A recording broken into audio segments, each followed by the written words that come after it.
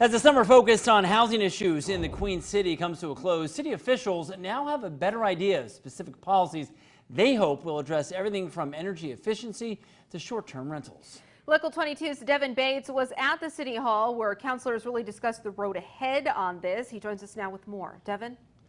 Well, Lauren and Glenn, we've covered the housing summits hosted in June and September in Burlington that look to get feedback from the community and from experts in the field. Now the lengthy process of turning that into actual policy has begun with some unique approaches.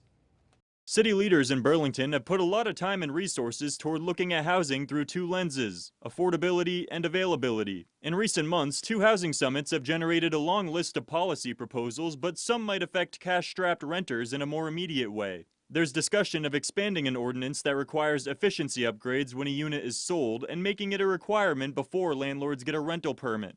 Renters are responsible for paying the utility bill in a unit, but the landlord or the property owner is the one that has the responsibility and the incentive for actually making weatherization improvements, which leads a number of tenants to have very few options for actually improving the efficiency of their unit.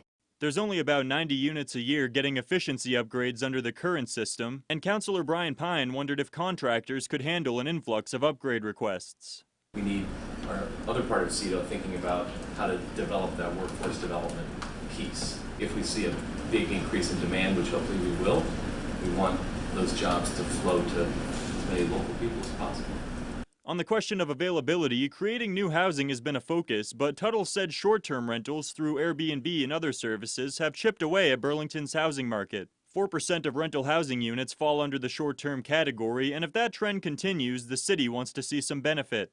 What we've heard a lot of concern about are those situations where people turn, multi-unit buildings into kind of a de facto hotel. We want to be able to generate some revenue from those that would allow us to support the Housing Trust Fund.